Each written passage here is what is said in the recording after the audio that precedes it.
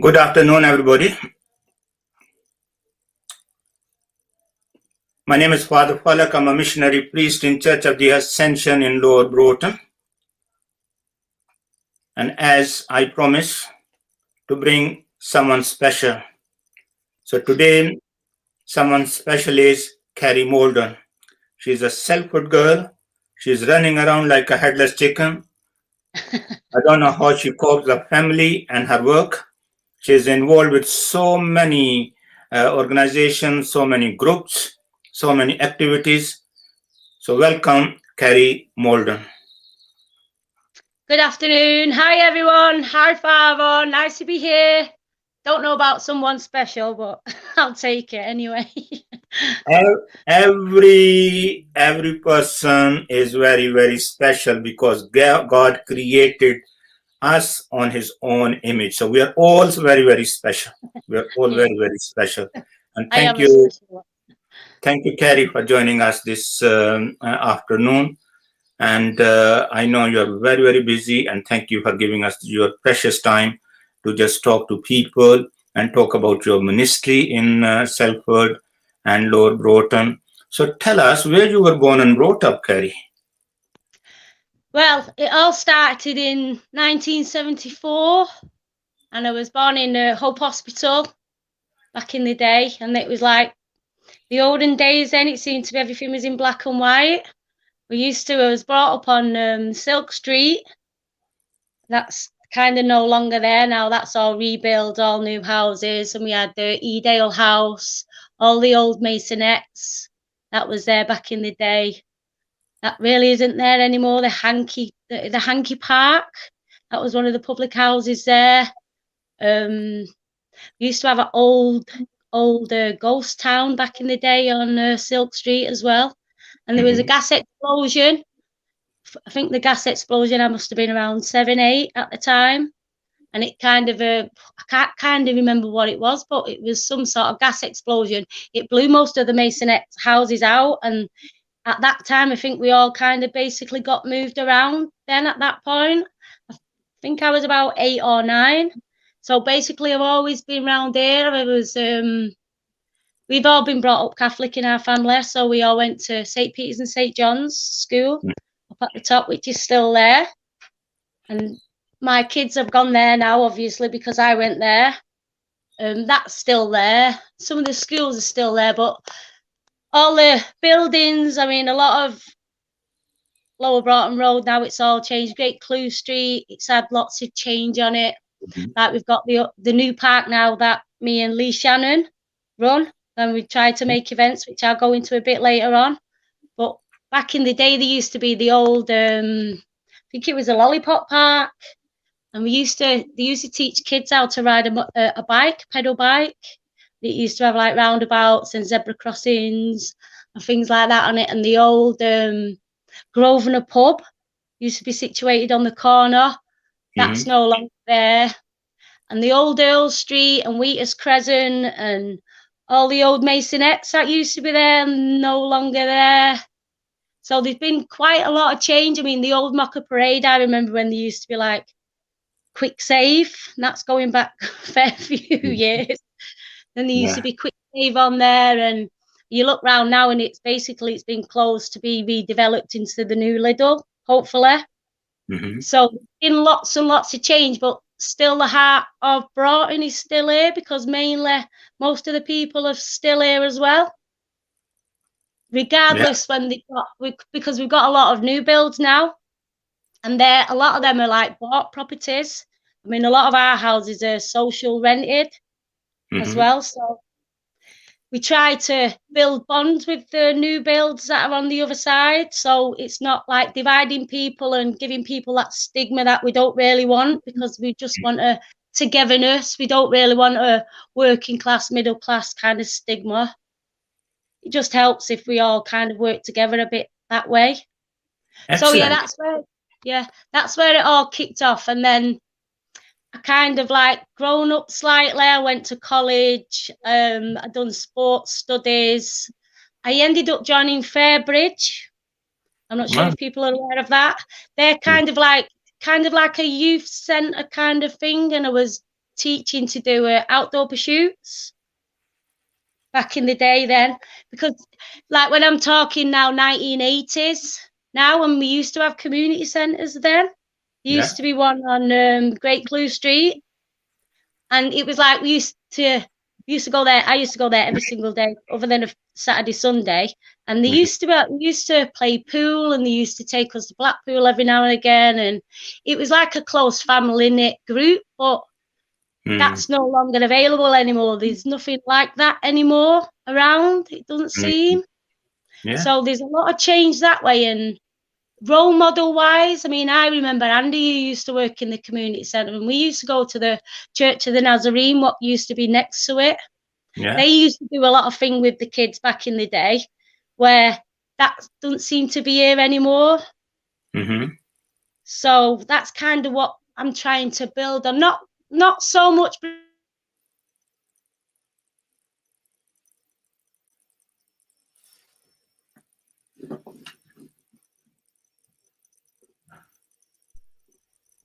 Sorry, I've just muted my mic. Yes, it's okay. Keri, you're on mute. It's like, oh no, I'm on mute. Yes. Yeah, so it's that's like absolutely fine. It's like gentrification.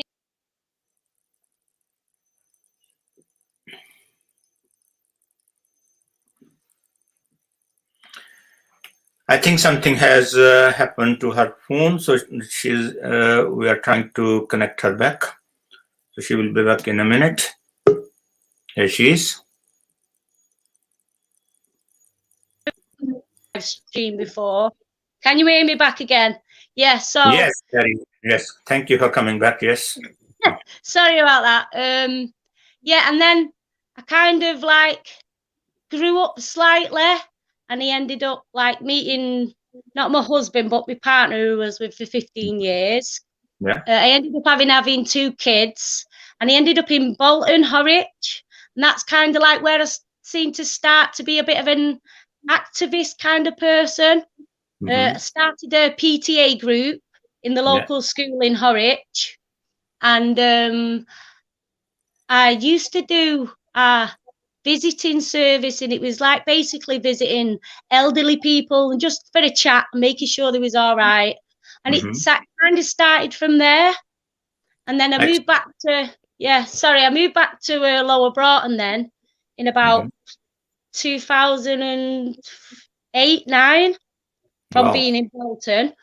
And I only had my son, my little girl was 1 and my son was 7. So I spent a lot of time in Shore Start at the time, which was just on Lower Broughton Road. And they would, because of funding and things like that, they was trying to close down all the Shore Start centres. So I kind of like fought the councillors and the government to keep the Shore Start centre open, and that's kind of where it started from there.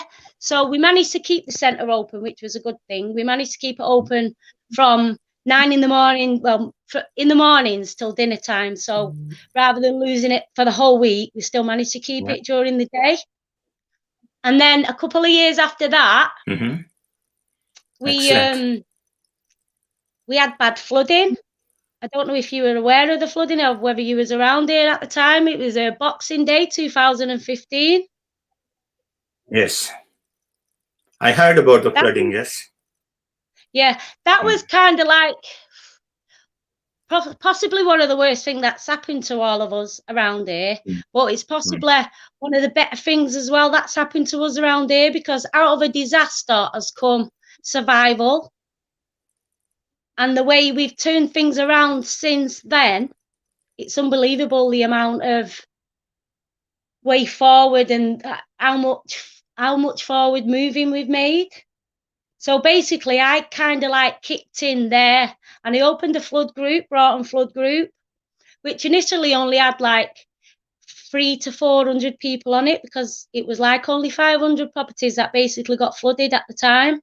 So I kind of like started phoning set sofa places and carpet places on the precinct and Whit Lane, and I was asking for bits of carpet that for free that we could use, because we had to get rid of everything and nobody had anything. And we've got a lot of elderly people also who was like left on their own, and they couldn't be left on their own the way things was. So we like clubbed together and we ended up getting like settees, fridges. We contacted Eon, got loads of white goods, and kind of like picked up our own pieces, because we kind of got left to our own devices because the council and the government didn't actually think that it was happening. And when it did happen, it was like they didn't actually know what to do, to be honest, I don't think. So we had to kind of take it into our own hands. Yeah. And it's kind of like really, really grew from there. And then a year or so later, Jamie Wise, I don't know if you don't know Jamie Wise, he was one of the people who used to live around here. He used to run the park, Green Grosvenor Park on Great Clue Street. He used to run that with a couple of other people, but he was leaving about 4 or 5 years ago.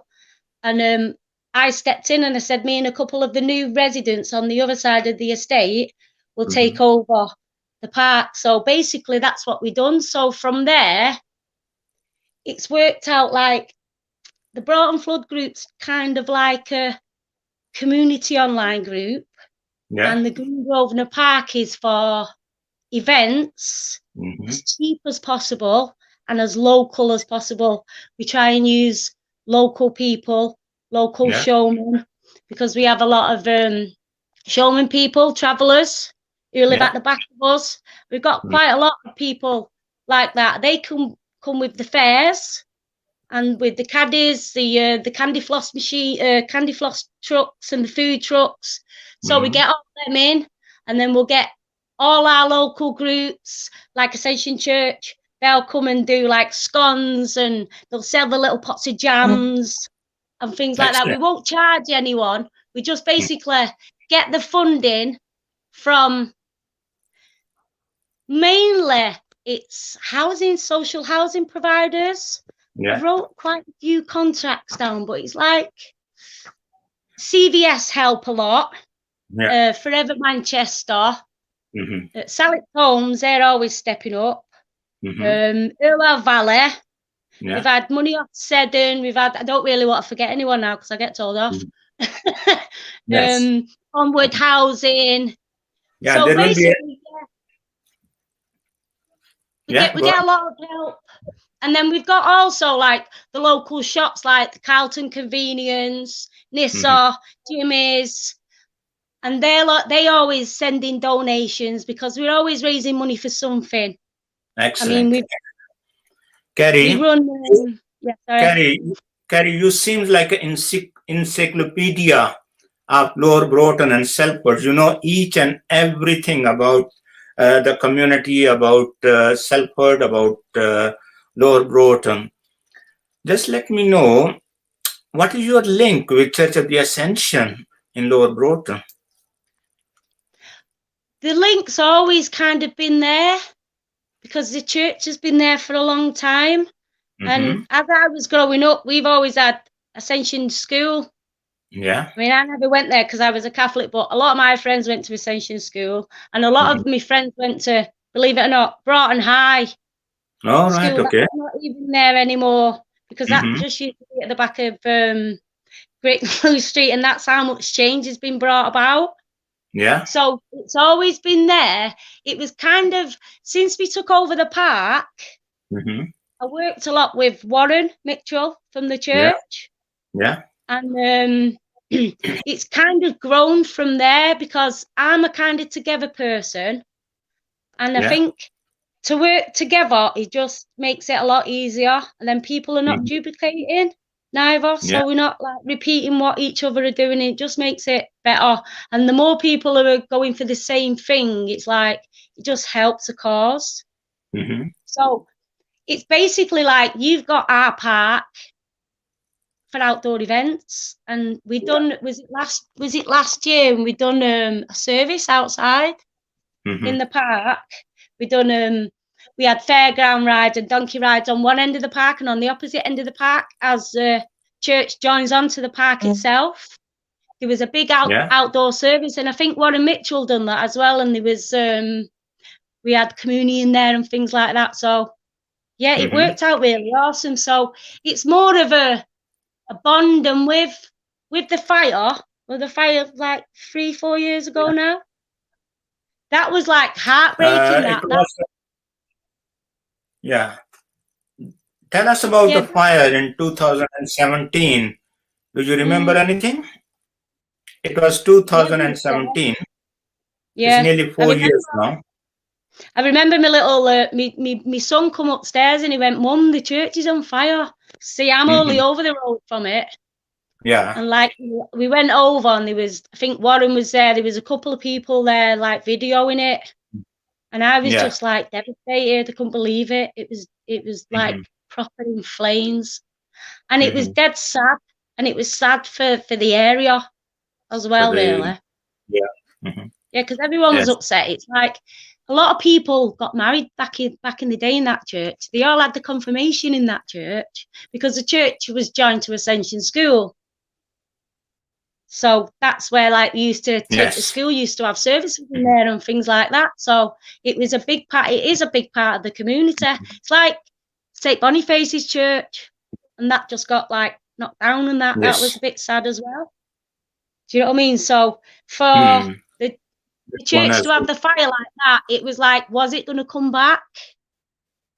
And like, thank the Lord, it is back now, and it's back with a vengeance, because not only is it back, it's back and it's joined community wise. So it's stronger than it's ever going to be, which is a really good thing. Because that's why we put this logo, Phoenix, rising from the ashes. So that's our new logo. New logo is rising from. Also my daughter's name. Oh yes, so yes. One of your daughter is called Phoenix. Yes. She was born out of the ashes, out of a relationship that was no longer. But that's another story. Excellent. Excuse me. Yes. Yeah. So now it's kind of like I've kind of found my feet a little bit, and I work with kind of everyone local. Yeah. I'm the local lollipop lady for the school, Riverview, which is attached to the park and attached to the church.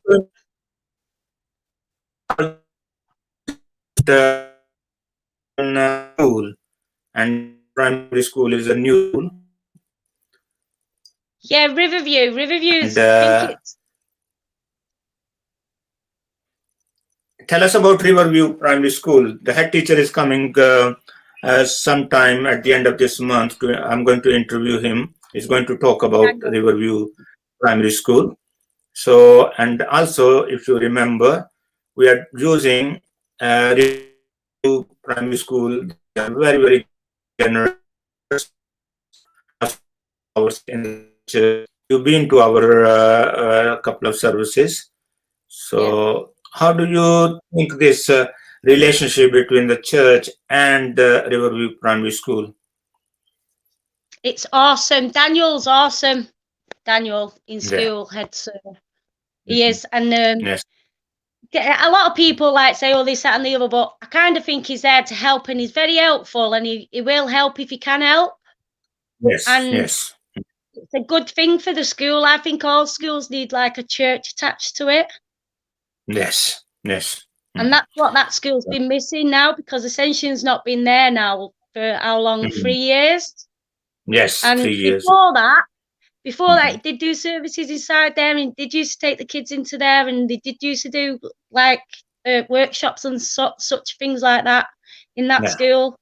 So it's got to be bonded, because we're all in it together. So the better we help each other out, the better the place it is. That's what I like. We are like a trinity. We got school, we got church, and we got a park. It's kind of trinity, isn't it? So we are working together. So this is one of the reasons I invited you to talk about Green Grosvenor Park, where you are so much involved, and the Warren is very much involved in the park. And park is, I had lots of good stories about the park and your cooperation with the church, and I think it's a very, very a special thing to be involved with the local community. You have already spoke a lot about the community of Lower Broughton. You have told us about the scenario, the changes over the years Lower Broughton has gone through. So let me know and let the audience know, what are your involvements in the community? I think if I let you all knew what my involvement was in the community, I'd be here for more than half an hour. I think I'd be here for about a year. Basically, I kind of work with everyone.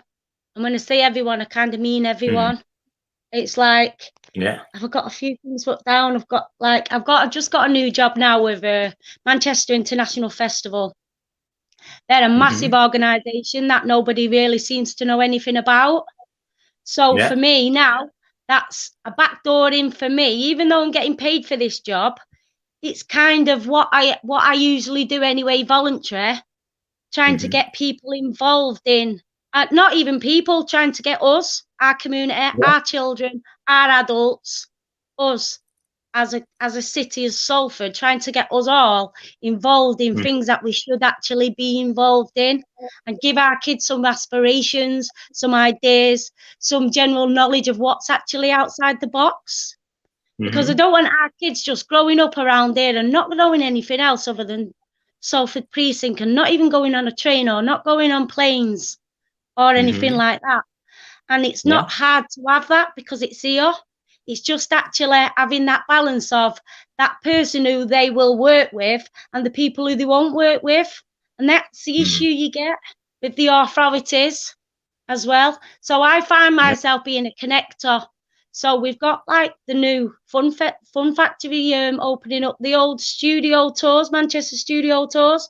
In the next couple of years, that's going to be a massive big fun factory for Manchester International Festival. None of us know nothing about it. It's on the corner of Chapel Street. There's a big housing estate on the back of it. Nobody knows nothing about it. So they've got to get involved with that. Salix Homes, that's another job I've got that I get paid for. I'm with Salix Homes on the customer committee. Now, I'm on the customer committee to help the customers, even though it's quite a high-ranking job that we've got, and people don't seem to understand that. We can't just make complaints, this, that, and the other. It's more for us to scrutinise Salix's rules and regulations. That's what we're there for, to make it a better deal on the customers and us as normal people. And then I'm also a lollipop lady. And then I've just been, I've just given up a job at St. Peter's and St. John's because I've got too many jobs and I've got lots of things, other things to do. And then we kind of work with Broughton Trust. Love the Broughton Trust. Awesome place. Mike Thorpe, he's awesome. They're all awesome people in the Broughton Trust. That's like a community hub, but for work-wise, if you want CSCS cards or English lessons, math lessons, culture lessons, anything goes in the Broughton Trust. Ascension Church, work with Salford CIC, right? I've worked with Salford Survivors. We've got coalition groups going that work with like Jenny Smith and Gemma Fish, Milkade. I'm just basically involved with everything. CVS, I work with the EA because I work on the council flood group as well. So I also work with the council, and I work with Onward Housing, I work with Salix, I work with Irwell Valley, I work with all the local schools. So yeah, and I'm also a mum, and don't really have much time to be me, but I think this is me. Because people say, oh, you've got time for yourself and do this, do that. This is the next question I'm going to ask you. This is the next question I'm going to ask you. How do you cope with work and home responsibilities?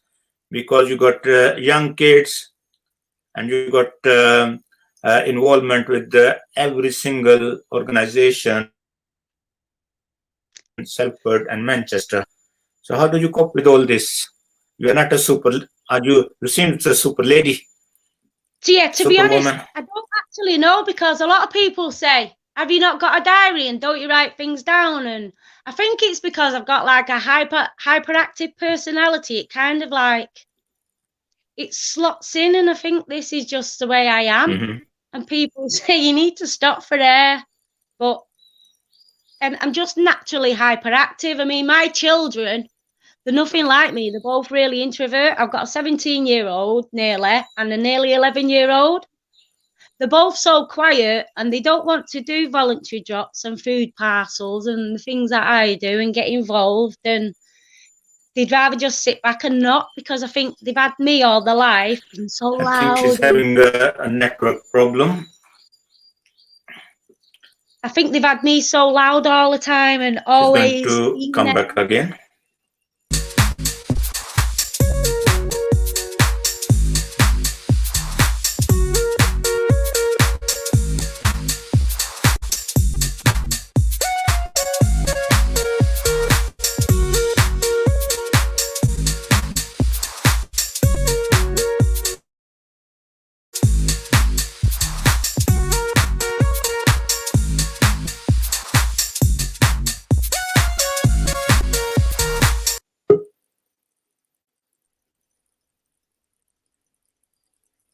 Are we there? She's back again. Yes, back. you are. Yes. I think it's my Sorry 50p meter keeps running out. I think that there's a network problem. There's a network problem. I think you got a weak signal, so that's why it's happening. But we are coping very well, I think. So you were just talking about how you are coping with work and family. So yeah, I basically don't know, just used to being like this now. So my family have to cope with me. It's kind of not the other way around. It's kind of like they have to cope with me. They're quite easy really, because my son's like 17 now, so he kind of gets on with his own thing, where my little girl's 10, 11, and she she does join in with things I do, but she'd rather, she does a lot for sports clubs. She's a trampolinist. She goes trampolining, Salford Trampolining Centre. So hopefully when the COVID's finished, she does that 3 times a week. So with school as well, she's like quite busy. So I keep both the kids, both of them really busy with doing after school activities as well. So yeah, we just basically full on. When they have a rest, that's like their time out. But I've got quite a few thank yous to say as well. Because it's like, for already people that I've already said, but like Mike at the Broughton Trust, who helps me out, Jerry at Inspiring Communities, Anne-Marie at Salix, Lee Shannon, Jimmy at the shop, Julie Boardman, she's a star. Whenever I do donations, because I try to raise money for events that we want to do with the local kids and things like that, I'll ask for donations. Now, Julie Boardman's a star. She comes up with so much gifting for just a normal lady. She's awesome. Michelle Edwards, who helps me out a lot. Mandy Dickinson. Shell Murden, she helps out a lot. And Carlton Convenience and Nissa, basically. And I think I've learned more through life experience. And what I've actually learned growing up through life and general life, rather than having lots of A levels and educational wise, I've kind of like hard knock life. But it doesn't seem to have done me any harm, because this is how I've kind of turned out. So excellent. And Keri, in our conversation, you mentioned don't do tomorrow if you can do today. And this is kind of your rule of life. And so what is behind this? Don't do tomorrow if you can do today. I have learned new thing from you. Yeah, I like the saying, because I have a lot of people who suffer, and like I have people I'll have families and people who text me, and young girls and things, and they need help, but they don't need help tomorrow. They need it now. They need it now. It's no good saying, oh, I'll get you some electric, but I can't get it for another week. Or I can't get you a fridge for another week. Or I can't get you this for another week. things have to be done like now. And that's why with the coalition group we've got on Facebook, things get done now, not tomorrow. So basically that's where that comes from. This is a great lesson we can all learn. Don't do tomorrow if we can do today, because tomorrow will never come. Tomorrow will never come. So I learned the new thing from you, Keri. I don't do the. We always say tomorrow, tomorrow, tomorrow, and my kids also say tomorrow. But I think we learn something new from you. And finally, Keri, if you would like to leave any message for the community of Lower Broughton, and especially the congregation of Church of the Ascension, as they are frustrated because it is taking long time, 4 years waiting time. But thank God the church is almost there. So the 50% work is done now. So we are looking forward to open the doors of the church. And if you got any message for the community of Lower Broughton, and especially for the congregation of Church of the Ascension. We're basically just grateful that it's been built back, and we're glad for the money that's been put into it from Seddon and everyone else who's helped out, really.